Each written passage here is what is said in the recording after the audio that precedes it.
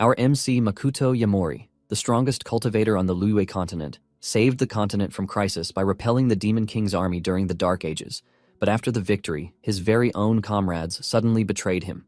Right before his death, Makoto vowed to drag every last traitor that betrayed him to the depths of hell. But just when he thought everything was lost, Makoto was reincarnated in another world as a college student born to the prestigious Yamori family. However, the Makoto of this world is weak, useless, and has already been cast out by his family like trash. Makoto opens his eyes to find a group of people staring at him with curiosity. As he tries to grasp his surroundings, someone insults him, calling him useless trash for fainting during a test. Another student chimes in, reminding the first that Makoto has already been disowned by his family, making him unworthy of the title Young Master. Nearby, a blonde girl urges the school genius Kitama to return to his test, expressing her excitement for him to break another record. Kitama confidently agrees, and together they walk back, side by side. The teacher then instructs the other students to head back to continue the physical fitness test.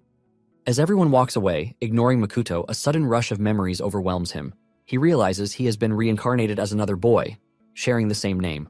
In this new realm, the Makoto here has a frail body due to blocked meridians, which led to his clan abandoning him after his parents' death. As he sifts through these memories, he discovers that no one in this world understands cultivation. Taking in his surroundings, Makoto can sense the presence of chi in the air. In his past life, the people of Liyue discovered how to absorb this chi in the air.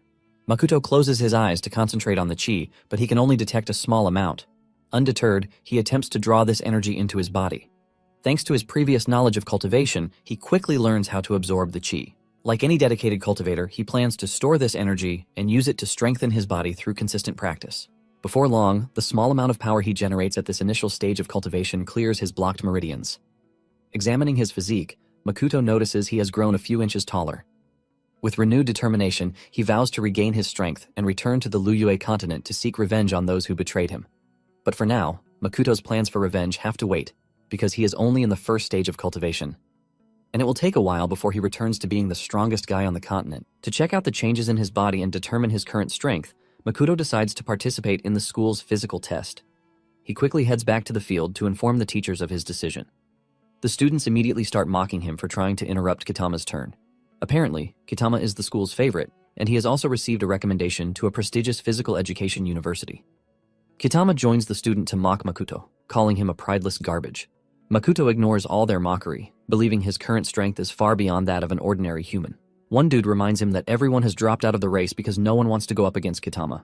A short while later, Makoto and Kitama step onto the track, getting ready to compete against one another. As soon as the starting gun fires, Kitama takes off without hesitation. In contrast, Makoto leisurely counts down, intentionally giving the so-called Wonder Boy a head start. The other students erupt in laughter, once again ridiculing Makoto for being worthless trash. After 3 seconds, Makoto finally sprints forward, shocking the onlookers. In just a few seconds, he zooms past Kitama with incredible speed like the Flash. Basically, when cultivators first appeared on the Liyue continent, their abilities, both physical and mental, far surpassed those of ordinary humans. As Makoto approaches the finish line, to everyone's amazement, he doesn't immediately cross it. Instead, he begins counting down once more, allowing his rival to catch up. He grants Kitama an extra 3 seconds before finally crossing the line. The teacher checks the timer, revealing that Makoto has achieved a new record of approximately 9 seconds. Kitama finishes the race as well, but he is in disbelief that he lost to the notorious school trash. Although he hasn't reached his full potential yet, Makoto feels satisfied with his current strength. With this fresh start, he pledges to ascend to greatness and prove wrong all those who once underestimated him. Back in the Liyue continent, Makoto was considered the strongest, and in roughly 50 years of training, he had exceeded numerous experts. He attained the 7th stage of cultivation at 65 years old, becoming the most powerful cultivator on the continent. Now stuck with this new useless skin, Makoto plans to use special medicines to help him hasten his cultivation. He checks their prices only to learn that they cost a fortune, and the original owner of his new body is a broke loser. Makoto wants to craft and sell talismans, but he doesn't even have enough money for low-grade materials. Not wanting to give up on his revenge plans, he decisively swears to find a way to earn money. Just as Makoto is still trying to figure out how to make money, Kitama, the field club captain, and his goons corner him in the bathroom. In the bullying squad, there is also Haru, the boxing club captain.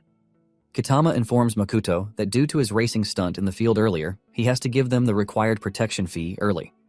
From his memory, Makoto recalls that they always extorted money from the original owner. Only last week, Kitama, Haru, Hota, and Akira had cornered him to collect money under the guise of a protection fee. Noticing Makoto's unsettling expression, Kitama feels uneasy and asks Haru to take charge. Haru, confident in his abilities, believes he can easily take down someone as worthless as Makoto with a single blow. He throws the first punch, but to their surprise, Makoto dodges effortlessly. The previous Makoto would have simply endured the attack, but this is a breeze for the new and improved Makoto. After evading Haru's strike, he delivers a powerful punch that leaves Haru with a facelift. Next, Makoto turns his attention to Akira, kicking him aside like discarded trash. Hota and Kitama stand in shock, unable to believe this is the same spineless Makoto they once mocked. Makoto glances at them and casually asks if they are now terrified. Instead of retreating, Hota and Kitama rush to attack him. However, he easily grabs their wrists, stopping their attack midway. With such ease, he crushes their wrists, leaving them screaming in pain. Makoto ignores their cries as he visibly relishes their misery. Unable to bear the pain anymore, Hota and Kitama frantically plead with him to stop. Makoto then releases them, effortlessly tossing them into a corner like discarded trash. By now, Kitama is terrified and trembling to the point that he pleads with Makoto to have mercy on them. Makoto agrees, but as he tries to leave, Haru suddenly charges towards him. This time, Makoto completely obliterates any remaining bones in his face with a single punch. He warns Haru that he won't be so lucky the next time he tries. Seeing the whole scene unfold, Kitama and the others almost crap their pants at the overwhelming sight of Makoto. Makoto orders them to return everything they took from him, leaving them confused. When he repeats himself again fiercely, Kitama screams in fear, promising to return them. He then pulls out a wad of cash and bows respectfully to present it to Makoto. After taking the cash, Makoto heads out of the bathroom, hoping they won't report him to anyone. However, since they look so terrified, he believes they won't have the courage to tell anyone. On his way out, Makoto decides to leave school soon, since it is inconvenient for him to continue while working to achieve his goals. He counts the cash and is satisfied that it is enough for him to purchase low-grade materials for crafting talismans, which he can sell to save up towards his goal of revenge. Afterwards, Makoto purchases the materials for his talisman and prepares to craft them. A talisman is an item used by low-level cultivators. He creates them by pouring spiritual energy into the materials to obtain their mystical effects. Even though he is just a chi-refining cultivator at the first stage, Makoto easily refines them, crafting a bunch of low-grade talismans. He plans to sell them and then find a suitable place for medicinal cultivation. Unfortunately, after 3 weeks, Makoto still can't sell even one talisman. He found a corner on a street to display the goods, but people stared at him with contempt. During his morning run, Makoto finds a severely injured dog on the street. He uses one of his healing talismans on the dog to test its effect. Just as he expected, the dog immediately recovered from all its injuries. The dog wags its tail, barking happily at Makoto, but it suddenly turns hostile when two people approach, arguing. One of them is Sho, the only son of the Wada family, and the other is a girl named Shizuru, the daughter of the Shuga family. They seem to be searching and arguing about a dog. They had seen the dog involved in an accident earlier, but Sho didn't care if it died. Shizuru, on the other hand, wanted them to find and take it to a hospital. Soon, she stops arguing when she sees the dog in Makoto's arms, looking very healthy. Shizuru quickly rushes over, wondering how the dog looks fine when it was covered in blood only moments ago. Looking at her bag, Makoto realizes that they might be heading to the hospital to visit someone. He takes advantage of the situation to show her the talisman he used on the dog. Makoto tries to advertise his goods, but Sho angrily barks at him, calling him a scammer.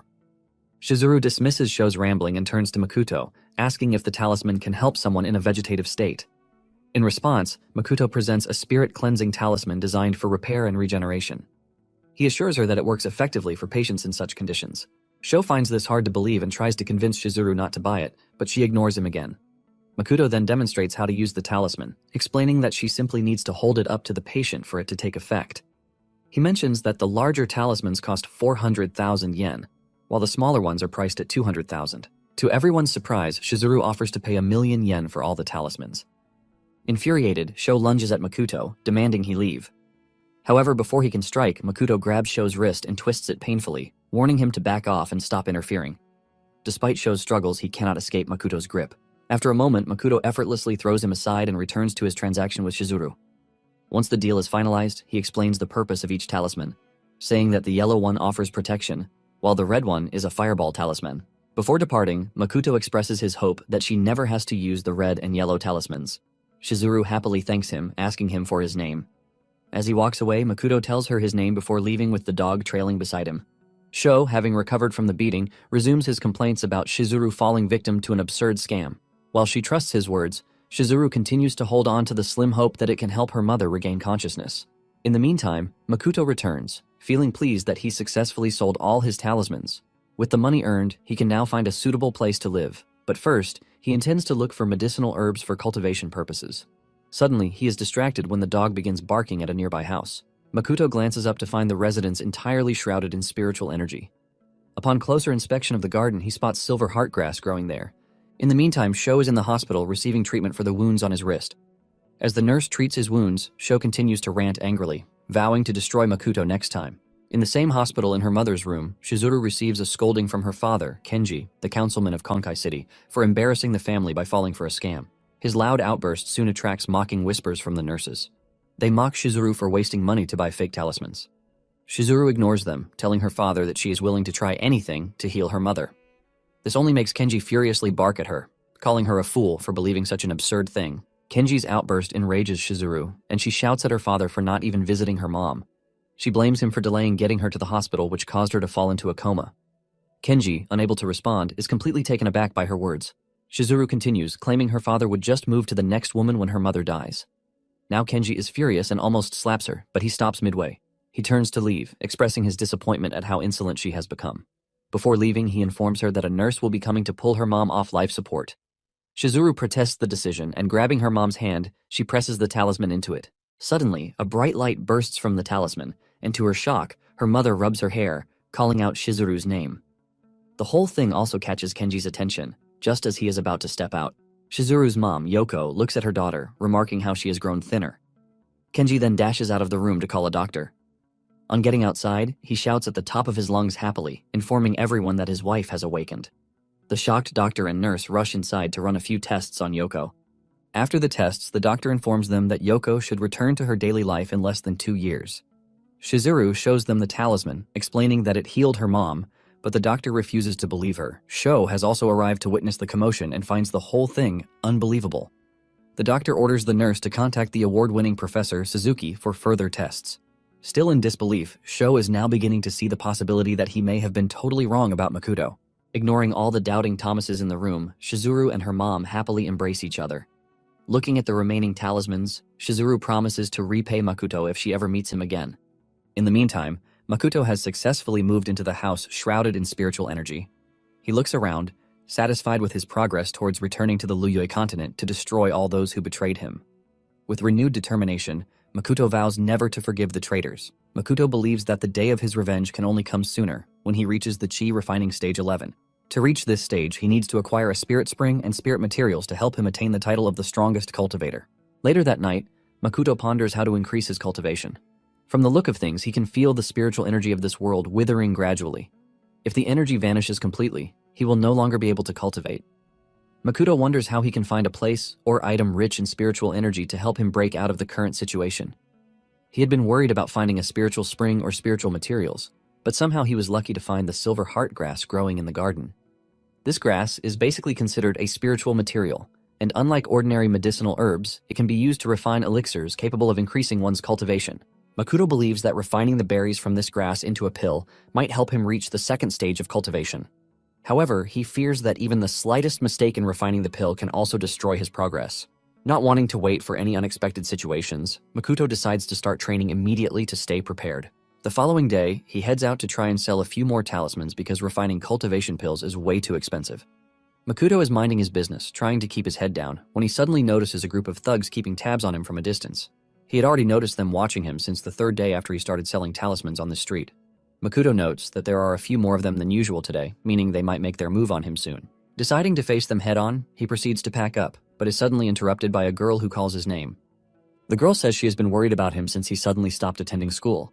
While Makoto tries to recall who she is, the girl rambles on about all his problems, including subtly calling him a broke loser. After searching his memories, Makoto recalls that the girl is Mochiyama, who once stood up for the previous owner. She offers to lend him money so that he can return to school, but Makoto completely ignores her and leaves. She tries to call him back, but he refuses to answer, making her suspect that something must have happened to him. In the meantime, Makoto keeps walking while quietly counting the number of thugs targeting him. After counting about 10 of them, he slips into an alley confident he can take them all at once. Seeing him take a detour, the thugs quickly chase after him, holding daggers. A few moments later, they catch up to him in a lonely alley with a dead end ahead. Thinking they already have him pinned down, the thugs relax confidently, declaring that he has nowhere to escape to. To their amusement, he confidently orders them to attack him at once, but none of them takes him seriously. Makoto asks why they have been watching him for days. He tries to make them reveal who sent them. The bald dude simply informs him that he pissed off someone powerful. Another dude questions why the young lady of the Amatani family took an interest in Makoto. Makoto is a bit confused, but he soon recalls that Setsu, the young lady of the Amatani family, was engaged to the original owner. However, after he was exiled from his clan, she brutally dumped him and cancelled their engagement. The whole situation puzzles Makoto as he wonders why they are trying to eliminate someone over a broken engagement. Seeing that they have no intentions of giving him a straight answer, he decides to make them talk in a more creative manner. Just behind the whole scene, Mochiyama observes them quietly, wondering how he got involved with the Yakuza. Fearing that Makoto is too weak to deal with the terrifying Yakuza, she decides to call the police for help. Unfortunately, someone discovers her before she can make the call, and he quickly grabs her while she struggles to get away. The commotion catches the others' attention, and they turn to find their boss yanking Mochiyama effortlessly like a little puppy. Makoto is also surprised because he hadn't sensed her following him. The boss teases him for being popular among girls, including fooling around while stringing Setsu along. Mochiyama, ignoring her own safety, barks at Makoto, telling him to run. She claims the thugs cannot harm her since she is a member of a powerful family. Hearing this only makes the boss laugh at her stupidity. He menacingly boasts that no one would find out if he eliminates her in this deserted alleyway. Deciding to take her out first, he pulls out a dagger, aiming for her neck, but Makoto steps in just in time to break his wrist with a single punch. Without giving him any time to register the whole thing, he grabs the boss's face and effortlessly slams him into the ground. Everyone watches the whole scene in shock. Even Mochiyama wonders if he is the same Makoto she remembers. Seeing them intimidated, Makoto firmly asks them again who sent them to attack him. In another part of town, Officer Kaya receives an urgent message over the intercom that the Scar Gang is on the move. He learns that more than 30 gang members are heading toward an alley on East Street. The caller, who is an officer at the scene, reveals that they are after a boy and have taken a young girl hostage. Without hesitation, Officer Kaya speeds off in his vehicle, instructing the caller to request reinforcements, but not to inform Police Chief Unaga just yet. He cautions the caller to wait for backup instead of rushing in. The officer at the scene updates Kaya, suggesting that reinforcements may not be necessary. He explains that the boy being targeted has already taken down all the gang members on his own. In the meantime, Makoto is still dealing with the boss, who finds it hard to believe he is the same trash weakling from the Yamori clan. Makoto interrogates him, asking if the Amatani or Yamori clan sent them. Seeing his hesitation, he squeezes the boss's skull, threatening him to answer in 3 seconds. Due to the pain, the boss frantically begs him to stop. Suddenly, Officer Kaya arrives at the scene, telling Makoto to stop. Makoto is surprised to see them, wondering how the cops found them so soon. He contemplates escaping, but decides not to show off the extent of his strength. He then releases the boss, who is relieved to be finally saved. Makoto knows that with his current strength, he might not be able to go against state power. Kaya is also relieved to have de-escalated the situation, but he still finds it hard to believe that one scrawny boy handled 30 gang members alone. He then introduces himself to Mochiyama and Makoto as the city's police sergeant, but Makoto ignores him while Mochiyama cheerfully greets him. Kaya assures them that his companion, Rokuhara, will handle everything smoothly. This only puts Makoto on edge, as he realizes they had seen everything from the beginning. As if sensing his unease, Kaya informs him that Rokuhara will take their statements without inquiring into any unrelated things. Out of nowhere, Police Commissioner Unuga arrives, labeling Makoto a criminal and placing him under arrest. He smirks maliciously, waving the arrest warrant in front of Makoto. Mochiyama, furious, insists that the armed men attacked them first, but Unuga insists he only witnessed Makoto assaulting the men. The Scar boss laughs triumphantly as another officer drags him away. Kaya, filled with rage, confronts Unuga, reminding him of the armed gang's true identity. Unuga ignores his rants, belittling him for trying to go up against a second-grade police chief while threatening to fire him. Kaya, unfazed, continues cursing at his boss, but Rokuhara holds him back, telling him to calm down. Kaya stops struggling when Makoto unexpectedly surrenders, accepting his arrest.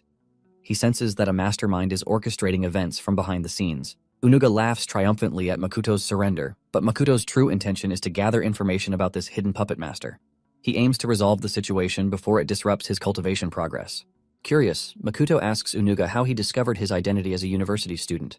Unuga is caught off guard, realizing he let something slip while boasting. Makoto calls him a lackey and offers to help eliminate the true mastermind. Unuga pretends to be innocent, claiming he knows nothing about any mastermind. As he turns to leave, Makoto reveals a button, leaving Unuga in shock, wondering when Makoto had time to pull out the button. As another officer slaps the cuffs on his wrist, Makoto casually warns Unuga that next time, he will take more than a button. Unuga considers this disrespectful and vows to remember it. Back in the prison cell, an officer draws the attention of a prisoner inside, informing him that the target will arrive soon. He informs the fierce-looking prisoner that his job is to eliminate the target. Moments later, Makoto is escorted into the same cell. From the expression on the faces of the two guards, he senses that they plan to lynch him, but Makoto is not worried. He soon notices the prisoner hired for the job, quietly watching him from a corner. For a moment, Makoto wonders if this stranger is also the mastermind behind the setup. Before he can think further, the prisoner slowly stands up and begins rambling about justice and fate, ranting about some self-righteous nonsense. He introduces himself as Funaki and openly admits he was paid to eliminate Makoto. Clearly enjoying himself, Funaki tells Makoto not to resist and to accept his end quietly. Makoto steps forward, unfazed, and calmly asks who hired him. Since entering the cell, he had sensed something unusual, and it was the prisoner radiating an aura called Reiatsu. Without hesitating, Funaki attacks Makoto, preparing to send him to the afterlife. To his utter shock, Makoto vanishes into thin air just as the strike closes in on him. In the next instant, Makoto reappears beside him and slams him into the ground with a single palm strike. He confidently states that the weaker one here is Funaki. Refusing to back down, Funaki grabs his heels, hurling him into the air, but that does nothing to harm Makoto. Seeing him land effortlessly, Funaki finally realizes he may have underestimated his opponent, but that doesn't stop him from boasting. Ignoring his loud mouth, Makoto swoops in swiftly, striking him down with a single punch. Funaki is shocked by the overwhelming power of the punch. Without letting him regain his composure, Makoto drops in from above to deliver the final blow. Funaki tries to block the attack, but Makoto's kick is just too powerful. Still not learning his lesson, Funaki angrily charges towards him again. Unfortunately for him, Makoto effortlessly dodges the attack and proceeds to sink a powerful punch into Funaki's abdomen, completely destroying him. This time, Funaki seems to have realized the huge gap between their strength as he cowers in the corner, wondering what just happened. Not planning to let him go, Makoto looms over him with a heavy and terrifying aura. He immediately smashes Funaki's head into the ground, demanding for the name of the puppet master. Makoto also demands to know where he obtained the Reiatsu from. Meanwhile, Unaga is in his office, still shaken up by his exchange with Makoto. He thunders while on a call, demanding to know what kind of monster they sent his way. The caller named Hashimoto assures him that Makoto is simply a weak trash abandoned by the Yamori clan. Unaga is a bit relieved to hear this and hopes they can eliminate him without any drama. Hashimoto confidently assures him that he has sent rioters who came out of Ryuta to handle him. He further promises to recommend Unaga to Lord Aima for promotion as the district police chief. Unaga agrees and reminds Hashimoto not to forget this promise. In the prison cell, Funaki remains tight-lipped, refusing to reveal any secrets despite enduring severe beatings. Makoto admires his discipline. Funaki tells Makoto that he underestimated him, prompting Makoto to wonder if there are other cultivators in the world. Funaki recounts his encounter with an old monk in Ryuta a few years ago, who could effortlessly manipulate chi to split a tree in half. The monk gifted him a bottle of divine water, instructing him to dilute it before use. After following these instructions for several years, Funaki's body transformed into an extraordinary form. From this story, Makoto realizes that the divine water Funaki mentioned is likely Reiatsu or spirit liquid. He contemplates whether he can also find a spiritual spring in Ryuta. Basically, spiritual springs form in areas with a high concentration of spiritual energy. Over time, this energy gradually transforms into spirit liquid, eventually creating a spring. On the Liyue continent, even a small amount of this spirit liquid is considered rare and valuable due to its potency and usefulness for cultivators. Makoto asks Funaki why someone as powerful as him would involve himself in the struggles of ordinary people. Funaki reveals that he needs a substantial amount of money for his child, who is suffering from ALS. He further explains that he had tried to use the divine water on his son, but it did not work. To earn enough money to keep him alive, Funaki had to earn quick bucks by accepting this deal. After contemplating the illness for a moment, Makoto offers to help cure the boy. He explains to Funaki that the divine water is actually spirit liquid, also called Reiatsu, which can be harmful to ordinary people. While regular spiritual energy may not pose a threat, the concentrated nature of spirit liquid can do more harm than good for the sick boy. He further adds that spirit energy can be used properly by a special technique. He shows Funaki the healing talisman he previously used on the dog, and to illustrate its power, Makoto uses it on him. To Funaki's astonishment, the talisman instantly heals all his injuries. Holding the talisman triumphantly, Makoto gives Funaki an ultimatum to either reveal the identity of his employer or face death. Without hesitation, Funaki discloses that he was hired by someone named Hashimoto. Elsewhere, Hashimoto, the owner of the Kozan Club, just finished a call with Unaga. With a cheerful demeanor, he turns to a battered girl bound before him and asks if she would like something to eat or drink. Unable to respond, she can only cry and struggle. Hashimoto steps closer, forcing her mouth open and extracting a tooth with a small shear. As the girl screams in agony, he laughs maniacally. Their torment session is interrupted when a butler enters to inform him that Lord Aima is seeking an update on the Makoto situation. Satisfied with his little plaything, Hashimoto casually tells the butler that someone is already addressing the issue. He plans to visit the police station to check on the progress, as he already considers Makoto dead meat. He then instructs the butler to reassure Lord Aima to remain calm and wait for his good news. Back at the prison, Makoto and Funaki seem to have come to a truce. In gratitude for the healing talisman, Funaki presents Makoto with a pendant containing concentrated spirit liquid. This excites Makoto, as even a small amount sprinkled on silver grass will yield fruit instantly. Once he processes these fruits into chi pills, he can quickly use them to advance to the second level of cultivation. He expresses his thanks to Funaki, who cautions him that Hashimoto will keep hunting him. Funaki warns that anyone who falls into Hashimoto's trap rarely escapes unscathed. Unfazed by this warning, Makoto confidently proclaims that he will handle Hashimoto. Meanwhile, Shizuru arrives at Neihai University to find Makoto. She had seen his photo and discovered that he was the infamous discarded trash of the Yamori clan, so she tracked him all the way to his school. Shizuru still can't believe that Makoto is a junior at her school. She quickly heads to the president's office to learn more about him. The president of Neihai University just happens to be Jin, Mochiyama's uncle. Inside his office, Mochiyama is involved in a heated argument with President Jin. She wants him to help save Makoto, but Jin has no plans of getting dragged into such a shitstorm. Mochiyama, however, refuses to back down, as she blames herself for Makoto's arrest and involvement with corrupt cops. She struggles to make her point while Kumono, an instructor at the university, tries to hold her back. She assures Mochiyama that Makoto will be released soon. Just then, they all turn around to see Shizuru arriving at the scene. She immediately asks them if they're talking about Makoto. Back at the police station, Kaya is raising hell in Onaga's office about his corrupt practice. They have been chasing Scar and his gang for years without any progress, but now Onaga is just letting them slip away freely. Onaga casually informs Kaya that accusing a superior without evidence is a felony. Kaya, refusing to back down, angrily states that the chief is planning to do something suspicious behind the scenes. Unfortunately, he has no evidence to back his bogus claims. Just as the two men prepare to engage in a stare-down, Mochiyama and Shizuru burst into the office with Rokuhara behind them, attempting to stop them. Mochiyama angrily points at the chief, telling Shizuru that he was the person who falsely accused Makoto. Onaga quietly studies Shizuru, wondering about her identity. From the information he received, Makoto has no significant backing from any powerful families. Reassuring himself that Makoto is just garbage, he confidently informs them that they can't release a criminal suspected of robbery and assault. Kaya angrily protests the charges, demanding to know when all that happened. Onaga informs him that it involves a secret investigation, so he cannot reveal anything to them. Mochiyama angrily declares that locking up Makoto while releasing Yakuza members is plain corruption. Onaga, unfazed by her threats, warns her to leave or face arrest for obstruction of justice. Just as he is about to make a call, Shizuru quietly sits down and, crossing her leg like a boss, she dares him to make a move.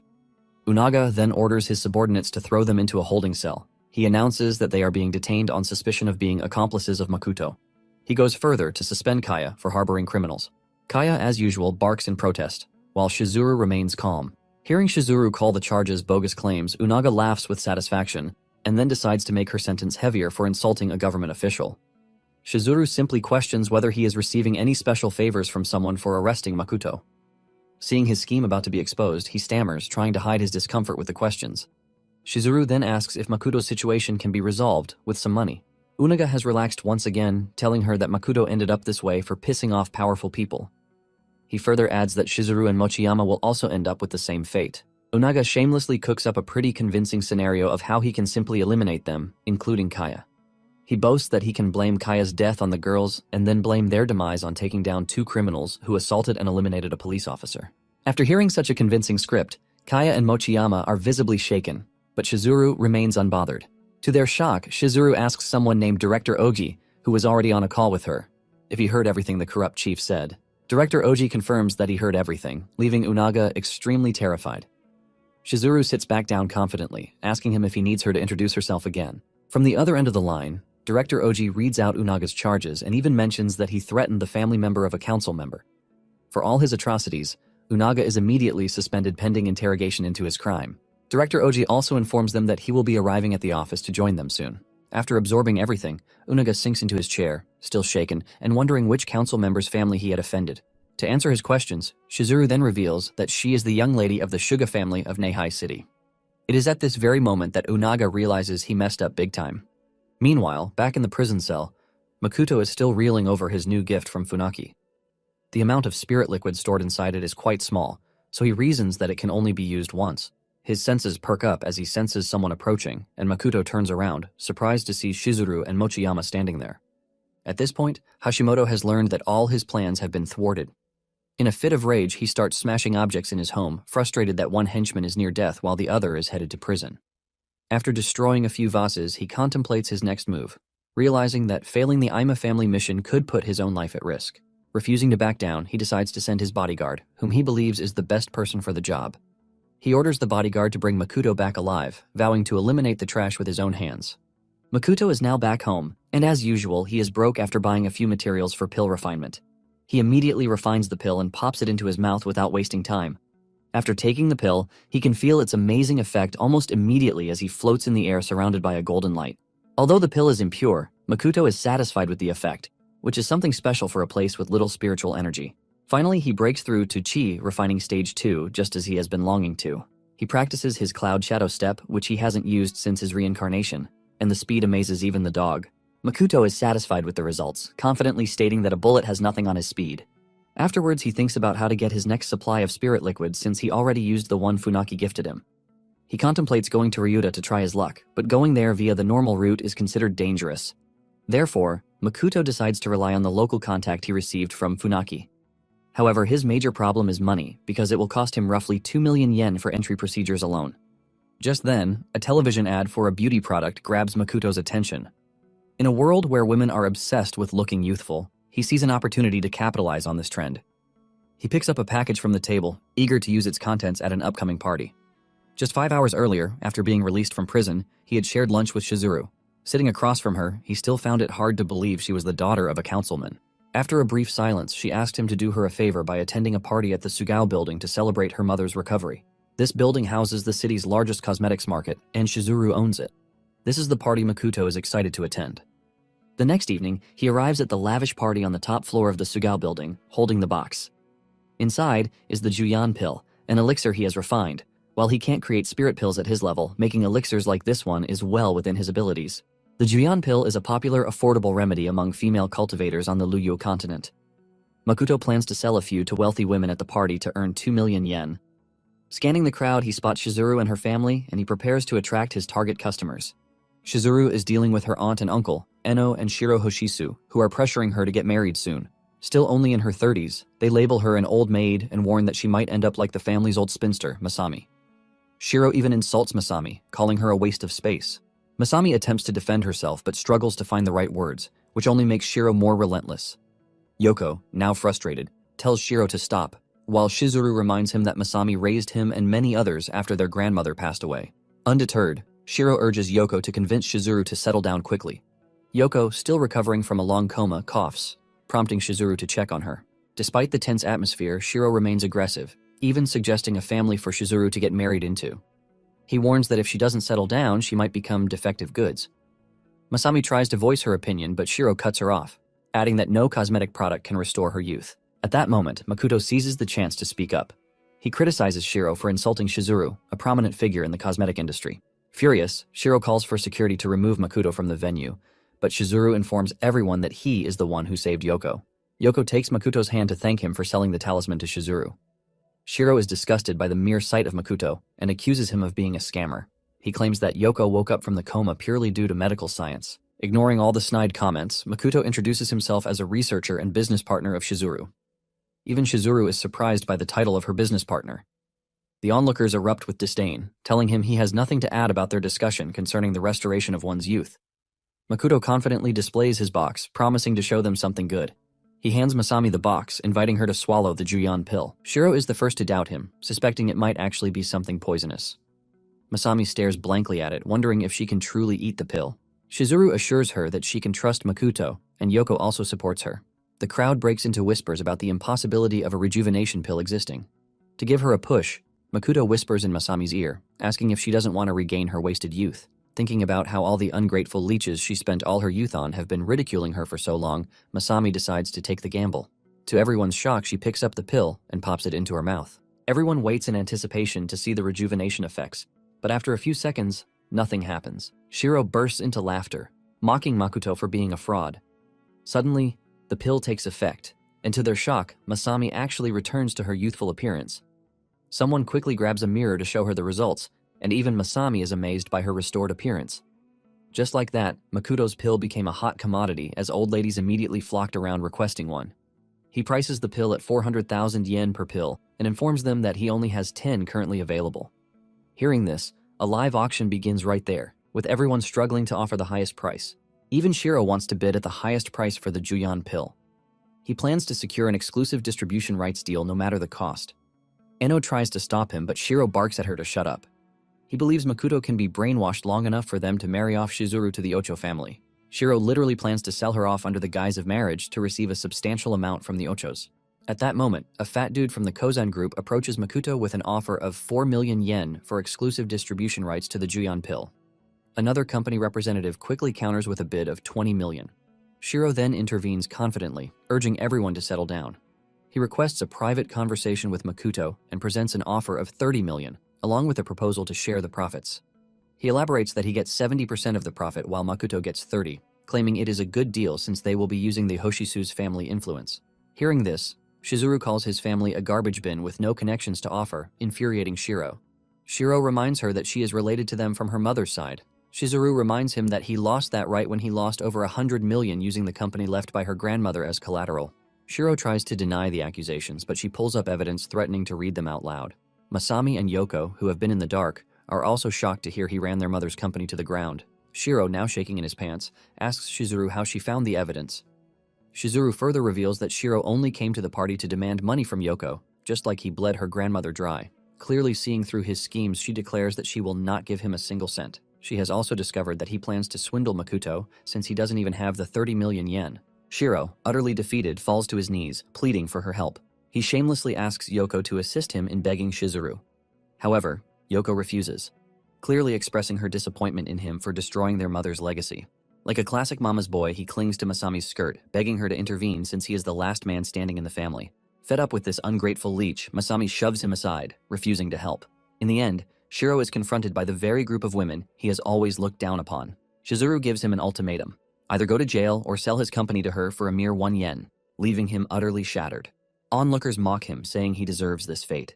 Shizuru then turns to Makoto, offering to introduce him to a more competent business professional. She explains that 40 million is a fair price to settle for, and he should aim to retain 80% of the profits. She warns him to stay alert, as the sharks at this party will take advantage of him. To her surprise, Makoto decides to entrust everything to her. Later that evening, she drives him back to his apartment and comments on how nice it is. Makoto informs her that it's just a rental. He thanks her for the ride, and Shizuru reassures him, calling him her friend. Taken aback by the term, Makoto is surprised when she repeats it and extends her hand to seal their friendship. After their exchange, he quietly heads inside, still reflecting on everything. He looks up at the moon, realizing that this new life might not be so bad after all. Upon entering his house, Makoto is met with the shocking sight of his dog sprawled in a pool of its own blood. The dagger remains in place, serving as a grim warning, and the whole scene leaves Makoto extremely angry. Just a few moments ago, a shady dude had called Hashimoto to inform him that Makoto arrived home with a girl. To make Hashimoto taste despair, they plan to capture Shizuru. Hashimoto even boasts on the phone about the warning they left inside his house. Makoto rushes inside quickly to check on the dog, and thankfully, it was still breathing. Hoping the healing talisman can heal it, he removes the knife and places the talisman on the dog. Meanwhile, an intruder lurks in the shadow just right above, observing Makoto. He suddenly charges down, preparing to attack him from the back. To his shock, Makoto swiftly vanishes with his dog and reappears behind, slamming the intruder into the ground with one kick. More assassins soon appear at the scene, wondering what just happened. Makoto gently pushes the dog aside to face them alone. He looks at them with so much rage, and without hesitation, they charge towards him. One guy reminds them to keep Makoto alive according to their employer's order. As soon as they see how effortlessly Makoto deals with one guy, the others halt in their steps, horrified by what they have just witnessed. Ignoring Makoto's cocky behavior, another foolish dude immediately rushes in, only to have his arm torn apart like a sausage. Refusing to let him go, Makoto snaps his neck like tearing through a Thanksgiving turkey. By now, the rest of the gangs are already terrified, so they pull out the big guns, planning to incapacitate him by aiming for his limbs. However, what these suckers fail to understand is that Makoto is already faster than bullets. Unbothered by their pew-pew, he swerves around swiftly like the Flash, dodging the bullets. Makoto vows to take them down one by one until they beg for mercy and reveal who sent them. In another location, Shizuru finds herself captured by the deranged Hashimoto, who intends to indulge in his twisted hobby with her. Despite recognizing her as the daughter of the renowned councilman, Kenji Shuga, Hashimoto is eager to toy with her. He confirms her identity once more, relishing the moment. Just as Shizuru starts to struggle, his phone rings. Hashimoto answers, asking for an update on Makoto's situation. To his surprise, Makoto's voice comes through, revealing that all of Hashimoto's henchmen have been eliminated. Seizing the opportunity, Hashimoto boasts about capturing Shizuru, which only infuriates Makoto further. Makoto warns Hashimoto to release her or face dire consequences, but the madman only mocks him in response. Hashimoto gleefully gives Makoto 40 minutes to arrive, threatening to live stream himself serving Shizuru like sushi if he doesn't. After instructing him to find their location, Hashimoto abruptly hangs up. Enraged, Makoto crushes the cheap phone in his hands. Hashimoto continues his disturbing hobby with Shizuru, planning to record a teaser video before the main event. He removes the tape from her mouth, but just as he is about to proceed, a knock sounds at the door. When he opens it, his guards inform him that a fire alarm has been triggered in the warehouse. Hashimoto quickly instructs them to disable the faulty alarm to avoid an unexpected visit from the police. Choosing to manage the situation himself, he tells the guards to watch the door while he steps out to investigate the alarm. A few moments after he leaves, someone punches the guard so hard that it breaks down the door. Shizuru looks up to see if Makoto has come to save her.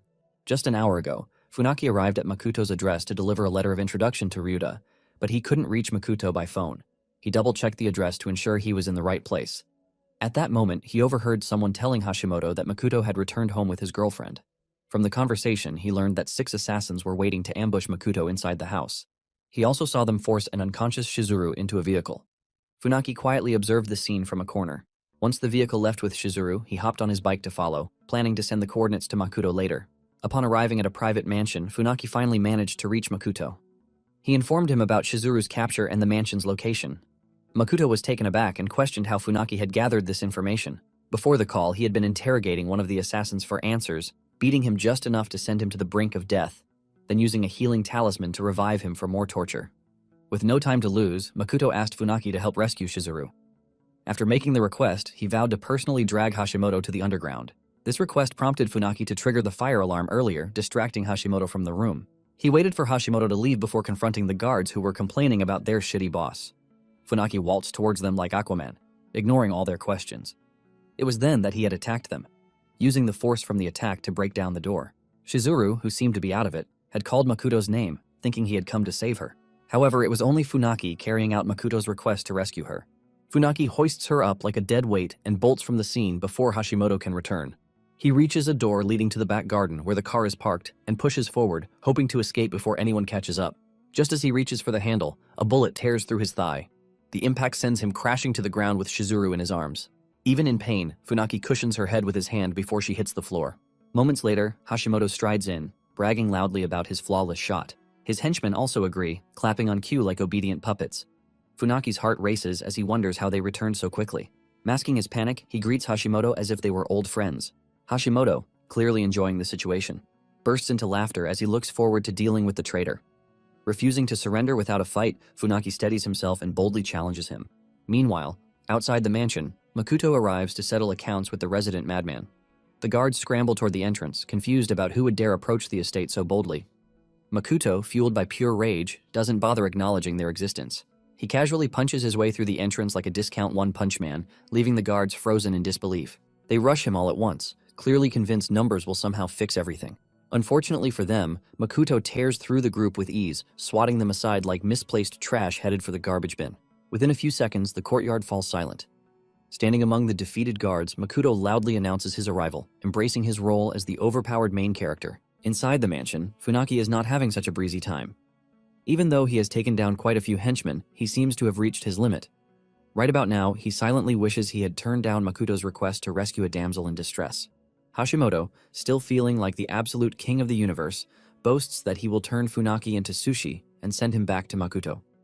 Suddenly, his moment is ruined by the hefty front door being punched in. Makoto walks in like the Grim Reaper, announcing he has come to collect Hashimoto for Hades. Funaki is on cloud 9 now that his backup has arrived. Makoto hands him a healing talisman to help him regain his strength. Hashimoto orders his men to immediately take out the intruder, while Makoto stays behind to face them. Funaki picks up Shizuru and bolts out to complete his mission. Using the Cloud Shadow step, Makoto easily breezes through the raining bullets, swiftly taking down the henchmen one after the other. Meanwhile, Hashimoto watches in horror, wondering when the comical Flash made an entrance. Seeing that he may have underestimated his opponent, he tiptoes away from the scene like a useless wuss. Finally escaping from the chaos, Hashimoto scurries off like a scared little mouse, wondering why everyone referred to someone as powerful as Makoto as weak trash when he is clearly a dragon. He soon reaches a door and tries to input the password, but his nerves get the better of him. Suddenly, the bodies of a few henchmen fly into the room, signaling Makoto's presence. For the first time since he became an annoying terror, Hashimoto looks visibly terrified. He stammers, pleading with Makoto to calm down. He tries to intimidate him by mentioning his backing, but it doesn't seem to have any effect. Hashimoto, unlike his loyal henchman, is a foolish coward. Just the sight of Makoto's overwhelming presence makes him reveal that Lord Ima is his employer. Makoto doesn't know who this so-called Lord Ima is, so he shoots Hashimoto a fierce look, urging him to keep talking. Hashimoto then reveals that Lord Ima is the heir of the Ima family. He says that basically this Ima dude is targeting Makoto because of a rumor that Makoto has cooked rice with Setsu. He further explains that Lord Ima plans to arrange a political marriage with the young lady of the Amatani family. Therefore, they want to take him out completely to prevent any future complications. Scanning through his memory, Makoto cannot find any memories of the original owner meeting privately with his fiancée. He guesses that someone else is trying to frame him. After recounting the whole thing, Hashimoto warns Makoto to let him go or suffer the consequences of going against such a powerful man as Lord Ima. Hearing this, Makoto reasons that this Lord Ima must be a fellow cultivator. Meanwhile, Hashimoto rambles like a broken record, promising to help if Makoto lets him go. Unfortunately, Makoto never goes back on his word, so he immediately punches the clown in the face so hard that the force breaks down the locked door. Inside the room, he finds a couple of girls locked up by the madman. Makoto immediately breaks their chains and drops his knife on the floor. Before leaving, he instructs the girls to do whatever they want to Hashimoto. As the girls surround him, Hashimoto offers to give them money if they let him go, but these girls have no use for money. They have already been to hell and back thanks to his wicked acts.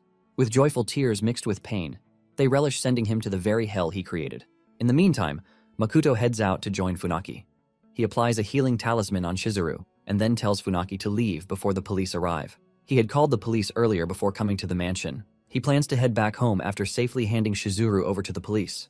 Funaki asks him about his next plans, and Makoto reveals he will look into Ima and everyone else targeting him.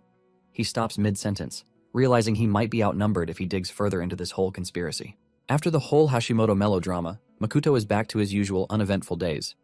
However, he is still bothered about the main mastermind. While throwing a few push-ups, he resolves to find the culprit and crush him as soon as possible. Soon, a knock on the door disrupts his training, and Makoto opens the door to find a messenger from Shizuru. He hands Makoto an invitation, along with a message that she will depart as soon as he is ready. Makoto stares at the invitation card curiously, wondering what her message means. After the messenger leaves, he calls Shizuru to ask why she also sent him a suit. She informs him that the invitation is from the Hoshisu family. Makoto is confused at this point, questioning why he needs to attend their party. Shizuru informs him that the Hoshisu family controls the biggest pharmaceutical group in the city. This means they need to get close to the family to market the Wonder Beauty pills. She also reveals that his ex-fiancée Setsu will be attending the party. This new piece of information greatly piques Makoto's interest. On the day of the party, Makoto arrives looking quite dashing. Shizuru quietly shows him Pierce, the general manager of Ace Group, and Taro, the board chairman of Kengo Group.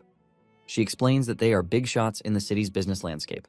Not knowing jack shit about the business world, Makoto wonders if they are also trying to get close to the Hoshisu family.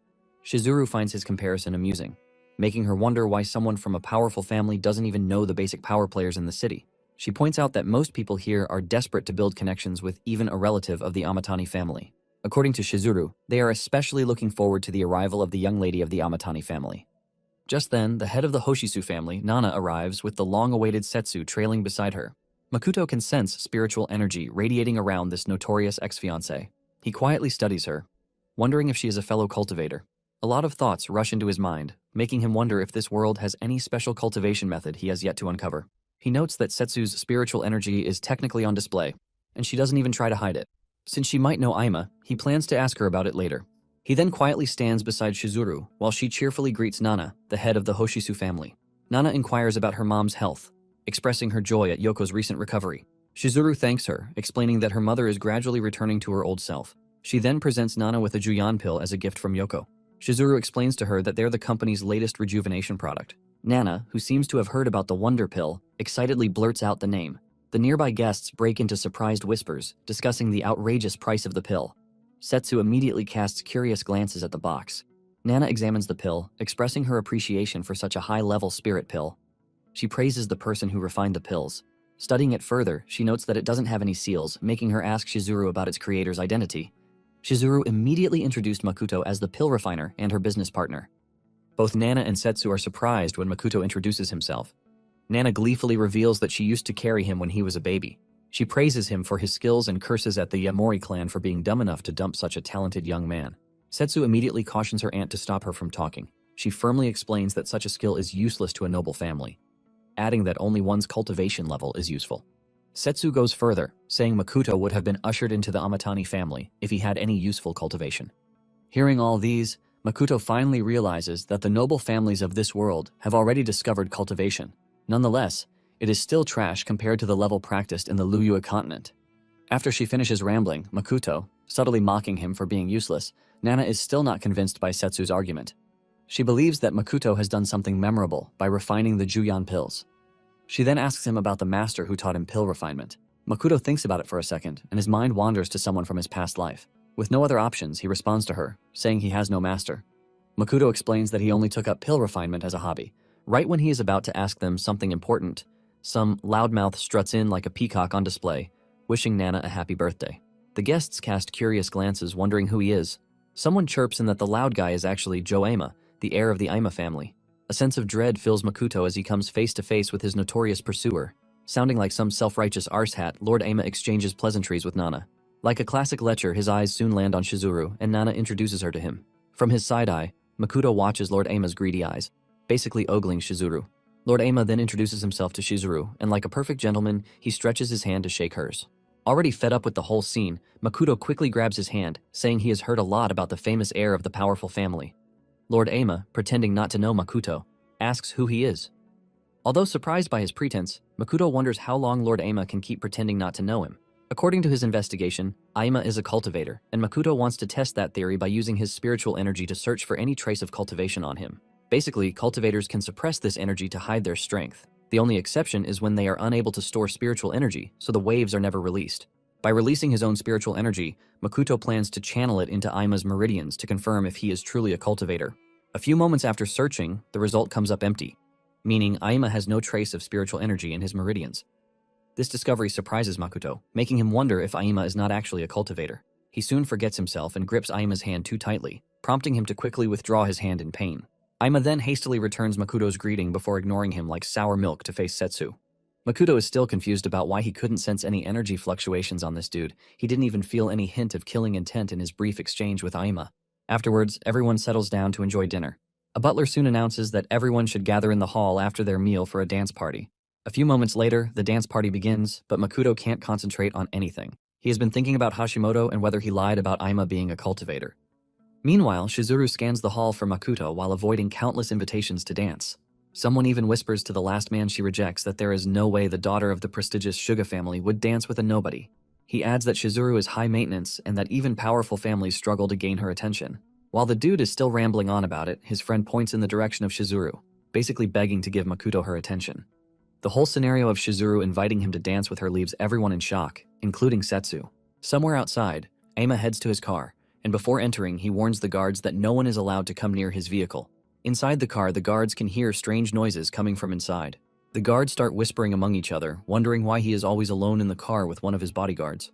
Another dude chirps that all the chosen personal bodyguards of Aima eventually start acting strange and even end up not recognizing their own family. From their conversation, it is revealed that Lord Aima changes bodies every few days like tissue paper. Also, each swapped-out bodyguard usually acts like a totally different person. According to the rumors, one even disappeared completely. Meanwhile, inside the vehicle, the bodyguard slaps Aima, cursing at him for trying to hold another woman's hand in front of Setsu. Aima, with a panicked expression, frantically apologizes for messing things up. Suddenly, spiritual energy starts radiating from a ring on the bodyguard's finger. His face warps unnaturally, transforming into the real Lord Aima. He reveals that he only kept the fake double because of his slight usefulness. He then threatens to end the dude if he makes another mistake like today. A few moments later, Lord Aima steps out of the vehicle and invites two guards to follow him into the banquet hall. One of the guards stares suspiciously at the car, wondering what on earth happened to the other person inside. He notes that just like the rumors, a bodyguard always goes missing. Meanwhile, inside the car, the fake Aima has been bound and gagged. He struggles to free himself, but the ropes are tied way too securely. Soon, the fake dude bursts into tears, seeing that he can't escape his fate. Afterwards, the real Aima steps into the ballroom, pretending he didn't just pull off some serious alien shit in the car a few minutes ago. He cheerfully calls out to Setsu, but she is too engrossed with jealousy from watching her ex and his new beau dancing together. In fact, the whole hall seems to be focusing on Makoto and Shizuru. Aima follows her gaze to see what is holding her attention. Whispers erupt in the hall as people speculate about Makoto's identity. They wonder how anyone was able to conquer the notorious Ice Queen, Shizuru. Shizuru and Makoto seem to be drifting away in their own worlds. The music hits a crescendo, completely sending the duo to Cloud 9. Mesmerized by the romantic moment, Shizuru commends Makoto for being such an amazing dancer, leaving him utterly speechless. She praises him further for matching the energy of the party atmosphere. Shizuru explains that it is the only way they can get the Hoshisu family's attention for their plans concerning the rejuvenation pills. Makoto is happy to turn heads with his dance skills, since the original owner already learned ballroom dancing before he was kicked out. Combining that skill with his sense of balance from cultivation, Makoto is an absolute beast on the dance floor. Nana, impressed by what she just watched, asks Setsu if she knew that Makoto could dance. Always the sore loser, Setsu simply mocks him for being a useless commoner despite his dancing skills. Nana teases her, pointing out that she caught her watching them so intently during the performance.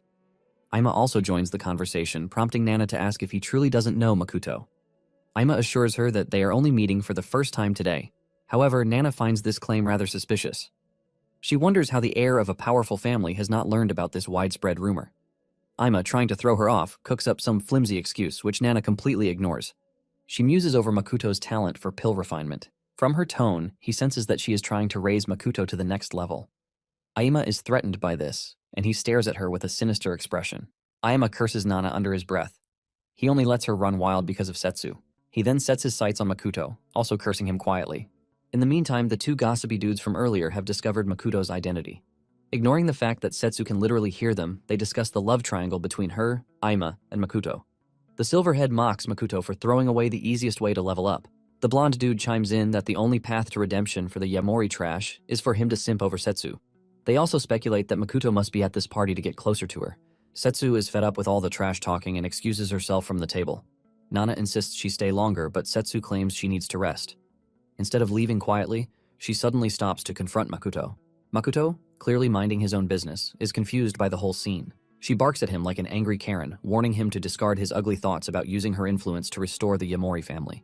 Makoto is even more confused and just stares at her as if she were an escaped loony.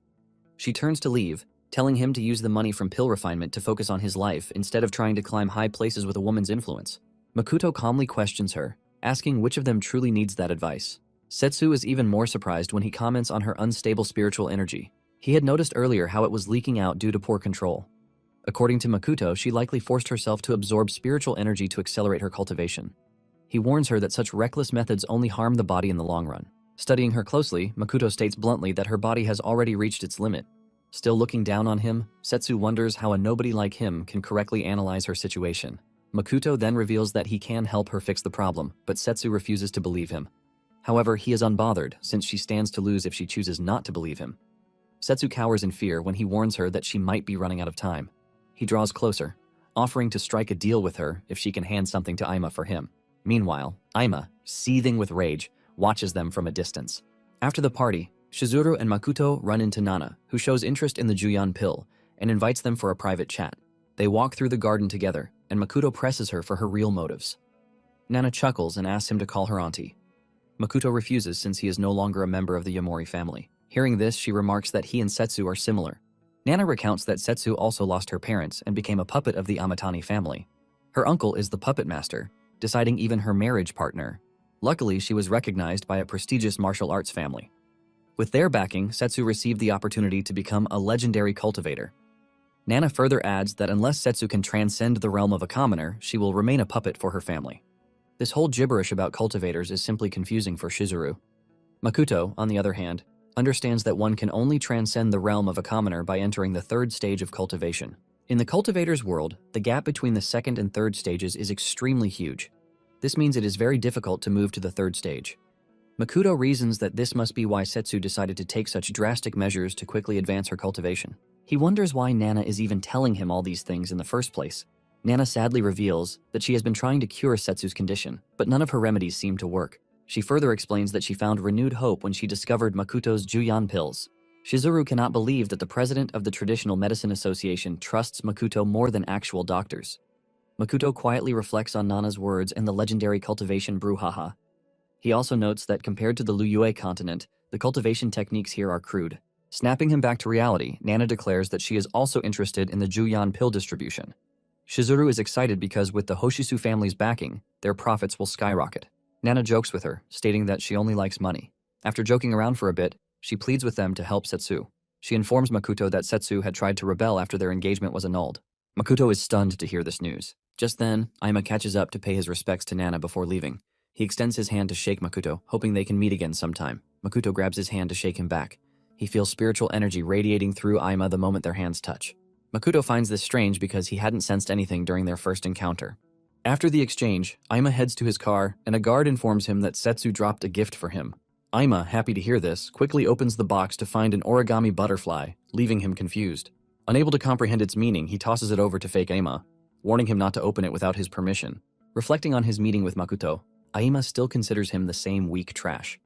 He then twists the spirit liquid ring again, declaring war on Nana and Makoto. The energy from the ring glows, turning him into a splitting image of Makoto. He grins wickedly, declaring to use Setsu to destroy Makoto and Nana. The fake Aima trembles like a wuss, and none of them even notice the origami glowing. At the top of a tall building, Makoto brandishes a glowing replica of the origami butterfly in his hand. He smiles with satisfaction, promising to meet Aima again soon. It is revealed that the butterfly origami is actually a tracking talisman, and right now, Makoto is using it to track Aima's location. The talisman stops outside a building, signifying that it has found the target. Confirming that the building actually belongs to the Aima family, he immediately jumps off to carry out his plans. Elsewhere in the herbal garden, Nana quietly observes several spiritual plants. She focuses on 2 that are nearly ready for harvest. She plans to exchange them at the cultivators tournament in 3 months. Suddenly, she senses a strange presence nearby. A monk appears behind her and reveals that Nana was once the genius of the 100 Herb sect. Unfortunately, she suffered fatal injuries in the past that destroyed her cultivation. He praises her for still being able to sense spiritual energy. From his words, Nana realizes he is a cultivator. She has also sensed more than one presence in the room, meaning she may not be able to escape if she faces more than one opponent. Sensing her intent, another monk asks why she is planning to flee. He assures her that even if she resists, they will not allow her to leave unscathed. While cautiously speaking with them to learn their purpose, Nana slowly moves toward a large tree in front of her. One monk asks her to follow them without resisting. The other adds that it would be easier to simply break her limbs. As Nana reaches the tree, she activates a purple herb growing at its roots, called the Overlord flower. Soon, a poisonous gas spreads from the plant, filling the area. The monks struggle to breathe, but Nana has already placed a green heart grass in her mouth to neutralize the poison. The poison is powerful enough to knock out an elephant, so she plans to escape while the 2 baldies are busy. Just as she is about to leave, a sinister figure enters the room. Nana senses shadow arts and immediately knows the person belongs to the hidden shadow sect. The shadow reaches out and restrains her. As the figure steps closer, he confirms it is the same sect that destroyed the 100 Herb sect. Nana struggles and demands to know who he is. She says this day was not supposed to come yet, and there is no reason for the shadow sect to reveal themselves now. Then she turns and freezes because standing before her is Makoto. However, it is only Aima disguised as Makoto.